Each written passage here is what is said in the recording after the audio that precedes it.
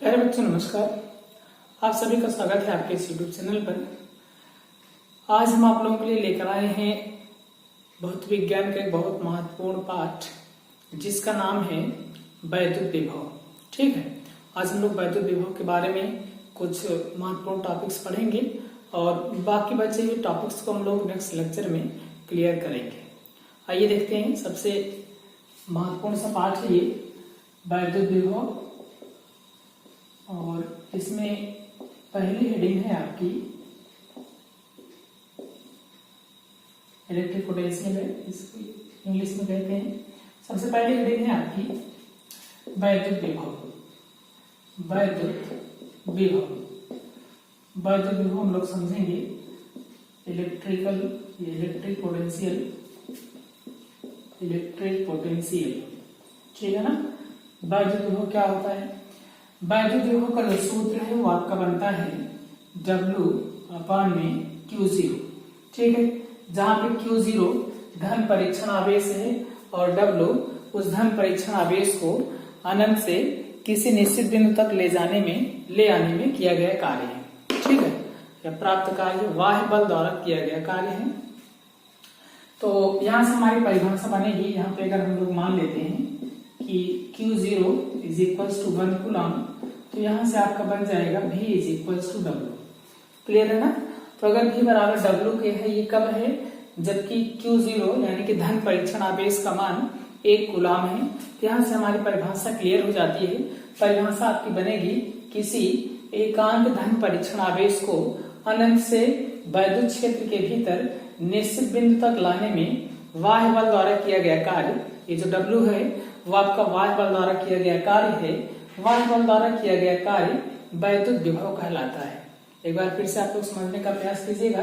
किसी एकांक धन परीक्षण आवेश को अनंत से किसी निश्चित बिंदु के भीतर, वैद्युत क्षेत्र के भीतर किसी निश्चित बिंदु तक लाने में बाह्य बल द्वारा किया गया कार्य आपका वैद्युत विभव कहलाता है। नेक्स्ट हेडिंग आपकी आती है वैद्युत विभवांतर।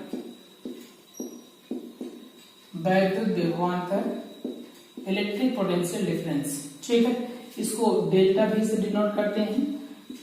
सूत्र आपका सेम होता है, डेल्टा V = W/Q0। ठीक है ना। डेल्टा V जो होता है वैद्युत क्षेत्र के भीतर किन्हीं दो बिंदुओं के बीच की बात होती है। किन्हीं दो बिंदुओं के बीच, जैसे A पॉइंट है, यहाँ पे दूसरा पॉइंट B है, इन दोनों पॉइंट्स के बीच की बात की जाएगी। कहने का मतलब ये है, यहाँ पर भी अगर हम लोग Q0 को 1 कूलम मानते हैं, Q0 बराबर 1 कूलम हो, तो आपका डेल्टा V = आ जाएगा W। कहने का मतलब ये है, वैद्युत क्षेत्र के भीतर किन्हीं दो बिंदुओं के बीच, किन्हीं दो पॉइंट्स के बीच की बात यहाँ पे की जाएगी। तो वैद्युत क्षेत्र के भीतर किन्हीं दो बिंदुओं के बीच किसी एकांक धन परीक्षण आवेश को 1 माना गया है। इसका मतलब एकांक धन परीक्षण आवेश को एक बिंदु से दूसरे बिंदु तक लाने में बाह्य बल द्वारा किया गया कार्य आपका क्या कहलाता है? उन बिंदुओं के बीच वैद्युत विभवांतर कहलाता है। क्लियर है ना। किसी एकांक धन परीक्षण आवेश को एक बिंदु से दूसरे बिंदु तक लाने में जितना बाह्य बल द्वारा कार्य किया जाएगा उसी को हम लोग कहते हैं वैद्युत विभवांतर। ठीक है। नेक्स्ट हेडिंग आपकी आती है वैद्युत विभव का मात्रक व बीमा। ठीक है, वैद्युत विभव का मात्रक व बीमा। ठीक है, मात्रक और बीमा यहाँ हम लोग देखेंगे। आइए समझने का प्रयास करते हैं। यहाँ पर हम लोग जानते हैं V = होता है W/Q0। देयरफॉर V का जो मात्रक आपका बनेगा, V का मात्रक बराबर W का मात्रक और बटे में Q0 का मात्रक। ठीक है, W का मात्रक आपका होता है जूल और Q0 का मात्रक होता है कूलम। यहां से आपका बन गया जूल प्रति कूलम। ठीक है, मतलब कहने का ये है, जो V का मात्रक होता है वो आपका बनता है जूल प्रति कूलम। ठीक है, या इसी जूल प्रति कूलम को वोल्ट भी कहा जाता है, इसलिए V का मात्रक आपका हो जाएगा वोल्ट। ठीक है, उसके बाद बीमा की बात आती है। यहाँ से हम लोग लिखेंगे V की बीमा = W की बीमा लिखना है। W का मतलब कार्य है। कार्य की बीमा होती है ml2 t-2, पीछे आप लोग बताया गया है, क्लास 11th में भी पढ़े होंगे आप लोग। और साथ ही साथ Q की बीमा Q बराबर IT होता है, तो Q की जो बीमा है वो आपकी एम्पियर सेकेंड होता है, मात्रक AT हो जाएगा। इसी को ऊपर लेके जाना है, ये हो जाएगा ml2 t-2 है, ये 1 है, ऊपर जाएगा -1 हो जाएगा, -1 में -2 दोनों जुड़ जाएंगे, -3 बनेगा, a को ऊपर लेके जाएंगे, a -1 हो जाएगा। तो यहां से आपका हो गया V की बीमा बराबर ml2 t-3 a-1। ठीक है, इसके बाद आगे बढ़ते हैं। नेक्स्ट हेडिंग आपकी आती है इलेक्ट्रॉन वोल्ट। ठीक है, इलेक्ट्रॉन वोल्ट देखेंगे हम लोग। एक इलेक्ट्रॉन वोल्ट की परिभाषा यहाँ पे समझनी है। इलेक्ट्रॉन वोल्ट, एक इलेक्ट्रॉन वोल्ट जो होता है वो किसी एक इलेक्ट्रॉन को एक वोल्ट विभवांतर देने पर जितना उसमें ऊर्जा उत्पन्न होगी, किसी भी एक इलेक्ट्रॉन को 1 वोल्ट विभवांतर से त्वरित करने पर, ठीक है, जितना ऊर्जा उसमें उत्पन्न होती है उसी को एक इलेक्ट्रॉन वोल्ट कहते हैं। एक बार फिर से समझिएगा, किसी भी एक इलेक्ट्रॉन को 1 वोल्ट विभवांतर द्वारा त्वरित करने पर उसमें जितना ऊर्जा उत्पन्न होती है उसी को क्या कहते हैं, एक इलेक्ट्रॉन वोल्ट कहते हैं। ध्यान से आपका हो जाएगा एक इलेक्ट्रॉन वोल्ट बराबर, एक इलेक्ट्रॉन का आवेश लिखना है 1.6 × 10⁻⁻19 कूलाम गुणे विभवांतर का मान है 1 वोल्ट। ठीक है, ये इतना कूलाम है और इंटू 1 वोल्ट, दोनों का गुणा करा देंगे, यहाँ से आपका बन जाएगा 1.6 × 10⁻⁻19 कूलाम वोल्ट। ठीक है, और इसी कूलाम वोल्ट को हम लोग जूल कहते हैं। यहाँ से आपका बन गया 1 इलेक्ट्रॉन वोल्ट बराबर 1.6 × 10⁻⁻19 जूल।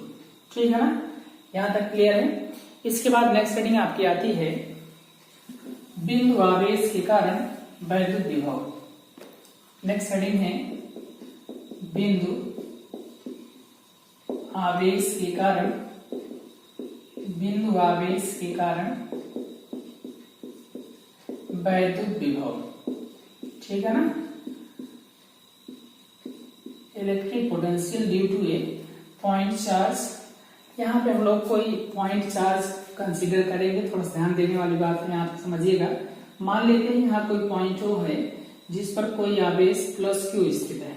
ठीक है, और इस आवेश +Q से स्मॉल r की दूरी पर कोई बिंदु P है जिस पर वैद्युत विभव का मान ज्ञात करना है। ठीक है, अब मान लेते हैं हम लोग कोई धन परीक्षण आवेश इस आवेश +Q से स्मॉल x की दूरी पर किसी बिंदु A पर स्थित है। ठीक है, और इस धन परीक्षण आवेश को हम लोग Q0 लिख सकते हैं, इसको अनंत से लाया गया है।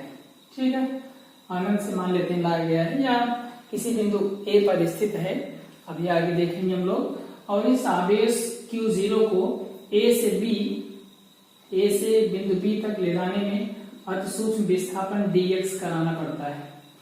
ठीक है, एक बार फिर से समझेंगे। कोई धन परीक्षण कोई बिंदु आवेश +Q किसी बिंदु O पर स्थित है, इस O से स्मॉल r की दूरी पर एक बिंदु P है जिस पर वैद्युत विभव का मान ज्ञात करना है। ठीक है, इस O से स्मॉल x की दूरी पर कोई दूसरा धन परीक्षण आवेश स्थित था। ठीक है, जिसे A से B तक विस्थापन कराने में, मतलब A से B के बीच की जो दूरी है वो आपका dx है। ठीक है, तो यहां से हम लोग लिखेंगे +Q व Q0 के बीच लगने वाला, इनके बीच लगने वाला वैद्युत बल F = हो जाएगा 1 कूलाम का नियम लगाएंगे 1/4πε0 Q0 अपान में x²। क्लियर है ना। अब यहाँ पे देखिएगा, थोड़ा सा बात समझिएगा हमारी।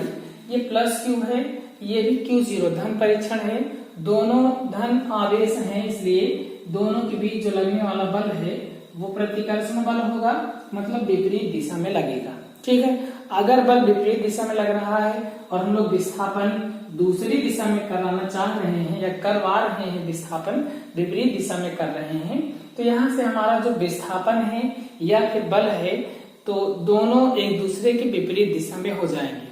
मतलब दोनों एक दूसरे के विपरीत दिशा में हो जाते हैं तो किया गया कार्य निकालने के लिए हम लोग किसी भी एक पर, चाहे बल पर या फिर विस्थापन पर, ठीक है, किसी बल पर या फिर विस्थापन पर, दोनों में से किसी भी एक पर हम लोग नेगेटिव साइन का प्रयोग करते हैं, क्योंकि बल और विस्थापन दोनों क्या है, सदिश राशियां हैं। ठीक है, आइए देखते हैं।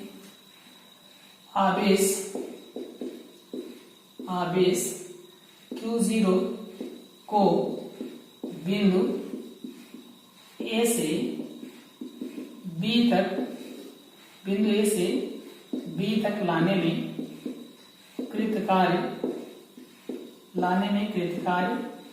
लोग मान लेते हैं कि अगर कार्य dW है, यहाँ से हो जाएगा बल गुणे विस्थापन हम लोग माइनस का साइन प्रयोग कर लेते हैं, यानी कि कार्य बराबर बल गुणे विस्थापन।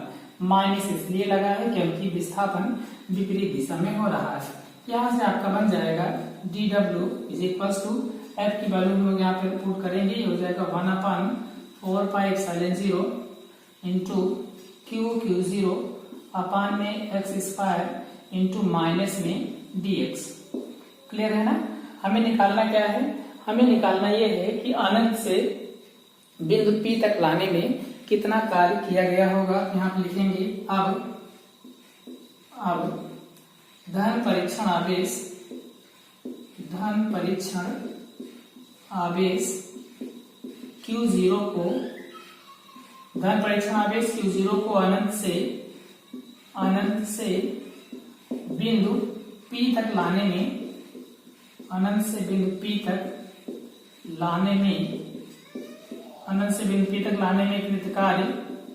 कृतकार्य dW जो है हमारा, उसी पर कर देंगे समाकलन।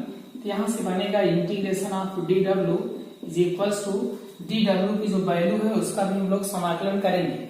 dW की जो वैल्यू है वो आपकी है 1/4πε0 इंटू Q0 अपान में x² इंटू माइनस dx।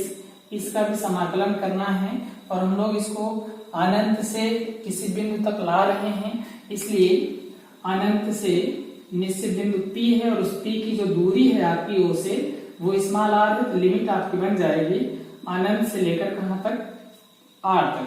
तो dW का मान हो गया W is equals to Q minus में Q0 अपान 4πε0, नियतांक है बाहर हो जाएगा, लिमिट आपकी बनेगी अनंत से लेकर के R तक। यहाँ से लिख देना है अनंत से R तक और x² को ऊपर लेके आएंगे, x की पावर -2 बनेगा और साथ ही साथ dx हो जाएगा। कितना क्लियर है। जो भी कांस्टेंट थे उनको हम लोग बाहर कर लिए हैं और साथ ही साथ x² को ऊपर ले जाएंगे, पावर चेंज हो गई। यहाँ से आपका बनेगा Q0 अपान में 4πε0, x की पावर -2 का जो समाकलन है वो आपका हो जाएगा x की पावर में -1। हमने समाकलन का आपको फार्मूला बताया है, जितना पावर रहेगी उसी में 1 प्लस कर देना है, बटे में भी वही इतना लिख देना है। ठीक है, तो -2 में +1 करेंगे -1 आएगा और अपान में भी -1 लिख देना है। आपकी लिमिट बन जाएगी इनफाइनाइट टू R। ठीक है, इधर बगल हम आप लोग इरेज करते हैं। यहां से आपका बनेगा, लिमिट रखेंगे उससे पहले इसको हम लोग सरल कर लेते हैं। इसको सरल करेंगे तो यहाँ से आपका बनेगा W is equals to minus में Q0 अपान में 4πε0। इसको सरल करेंगे तो x की जो पावर -1 है इसको नीचे लेके आएंगे तो पावर +1 हो जाएगा। कहने का मतलब बन जाएगा 1/x की पावर 1। ठीक है, और लिमिट आपकी है इनफाइनाइट टू R। और लिमिट इस माइनस को बाहर कर लेंगे, माइनस में करा देंगे गुणा, ये आपका हो जाएगा प्लस Q0 अपान में 4πε0 और यहाँ पे लिमिट आपकी रखी जाएगी 1/x है, x की जगह पर r लिखेंगे तो ये हो जाएगा 1/r, फिर माइनस लगा के x की जगह पर इनफाइनाइट रखना है तो ये हो जाएगा आपका 1/इनफाइनाइट या इन्फिनिटी। ठीक है, this is equals to Q0 upon में 4 पाई एप्सिलॉन 0, ठीक है, 1 अपान R माइनस में 1 अपान इन्फिनिटी का मतलब 0 होता है। Q0 को इस साइड कर लेंगे, यहाँ से आपका बनेगा W अपान में Q0 इज इक्वल्स टू, इस Q को अंदर भेज देना है, 1 upon 4 pi epsilon 0 into Q upon में R। W बटे Q0 को हम लोग V से डिनोट करते हैं, यहाँ से V हो जाएगा, this is equals to V, this implies that V is equals to 1 upon 4 pi epsilon 0 into Q upon R। ये आपका एक्सप्रेशन आ गया है, व्यंजक है आपका ये। किसी भी बिंदु आवेश के कारण किसी बिंदु पर उत्पन्न वैद्युत विभव का मान, ठीक है, ये किसी भी आवेश के कारण किसी बिंदु पर उत्पन्न वैद्युत विभव का व्यंजक है। इसके बाद आपका आता है वैद्युत द्विध्रुव के कारण वैद्युत विभव, ठीक है, रीडिंग है आपकी, वैद्युत द्विध्रुव के कारण वैद्युत विभव, ठीक है, वैद्युत विभव। इसमें सबसे पहली हेडिंग है आपकी अच्छी स्थिति में वैद्युत विभव ज्ञात करना, ठीक है। ठीक ऐसे ही हम लोग करना है जैसे हमने पिछले पाठ में आप लोगों को बताया गया था कि वैद्युत द्विध्रुव के कारण वैद्युत क्षेत्र की तीव्रता एक बार अच्छी स्थिति में और दूसरा आपका था निरक्षीय स्थिति में, ठीक है। आइए समझने का प्रयास करते हैं।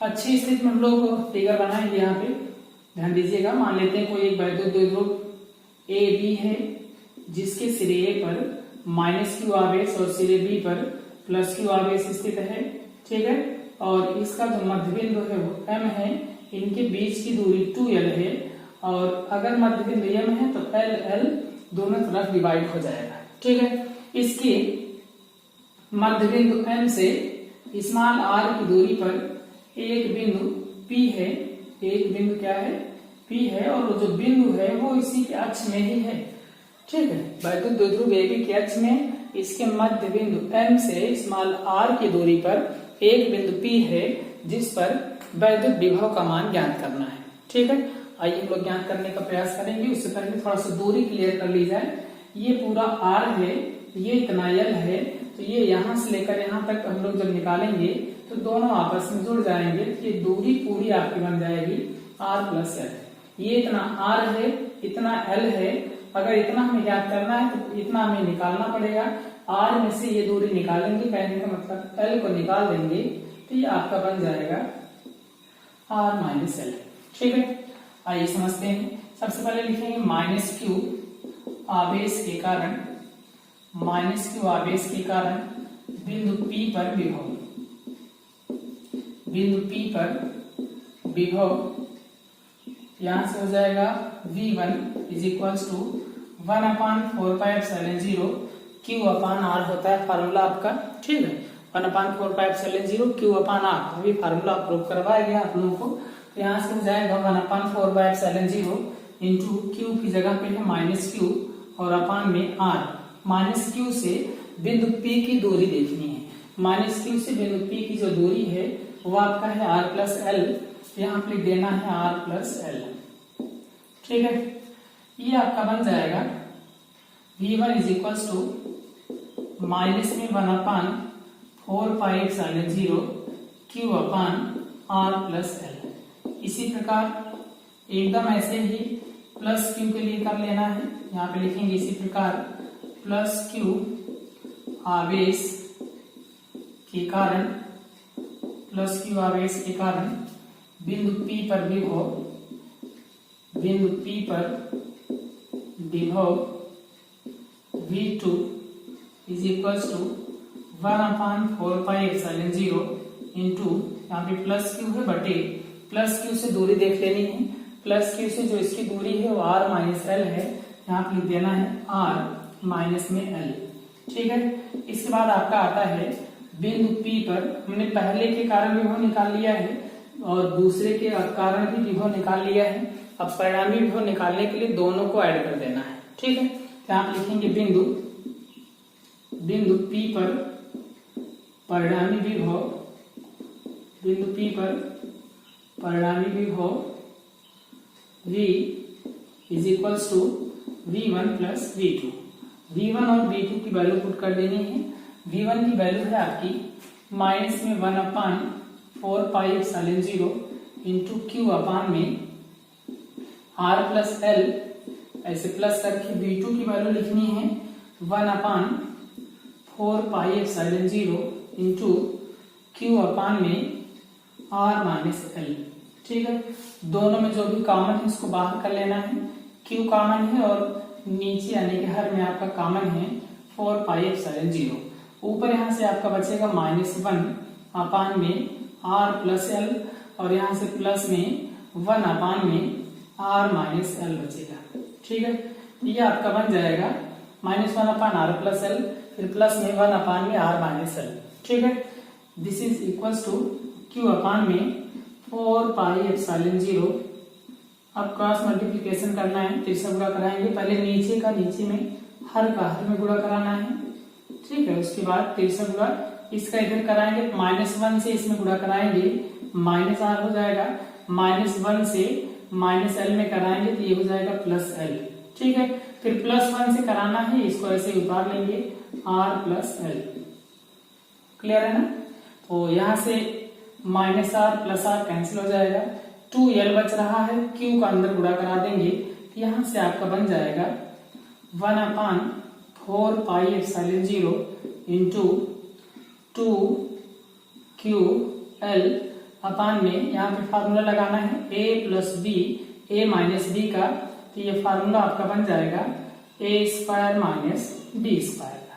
ठीक है, इसके बाद हम लोग जानते हैं 2QL जो होता है वो P की वैल्यू होती है, तो 2QL की जगह हम लोग P लिख देंगे, तो यहाँ से आपका बनेगा V is equals to 1/4 pi epsilon 0 into P upon में R² माइनस L²। ये आपका मेन फार्मूला होता है। ठीक है, और यहाँ पे हम लोग कंडीशन लगाएंगे, यदि R का जो मान है वो L से बड़ा हो, ठीक है, तो R² जो होगा वो वेरी वेरी ग्रेटर देन होगा L² के। ठीक है, इसलिए L² को हम लोग नगण्य कर सकते हैं, बहुत छोटा होगा, क्योंकि किसी भी छोटी यानी कि दशमलव वाली संख्या का हम लोग वर्ग करते हैं और भी छोटी संख्या प्राप्त होती है, इसलिए इसको छोड़ देना है। तो L² को नगण्य किया जा सकता है, किया जा सकता है। ठीक है, L² को नगण्य कर देना है, यहाँ पे हम लोग L² को छोड़ देंगे, तो यहाँ से बनेगा 1/4 पाई एप्सिलॉन 0 P अपान में R²।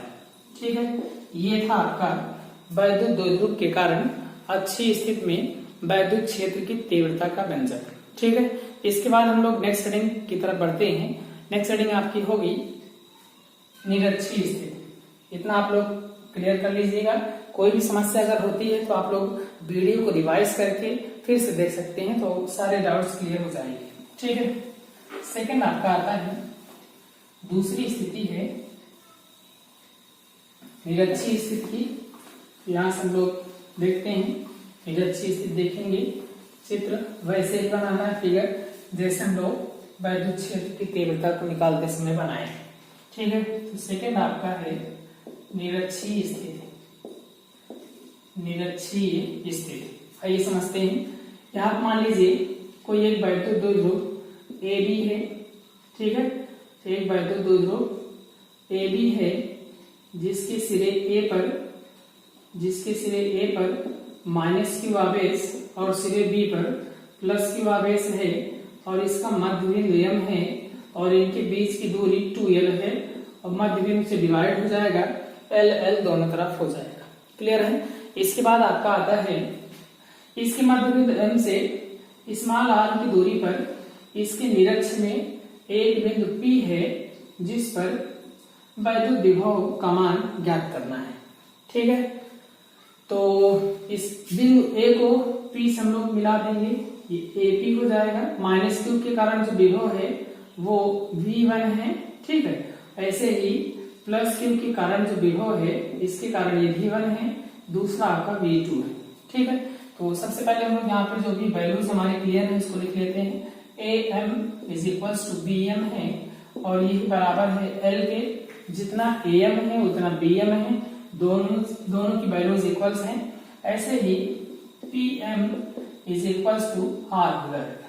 ठीक है, यहाँ एक समकोण त्रिभुज बना हुआ है। समकोण त्रिभुज हम लोग आएंगे, यहाँ पे लिखेंगे समकोण त्रिभुज। समकोण त्रिभुज AMP में पाइथागोरस प्रमेय लगाएंगे।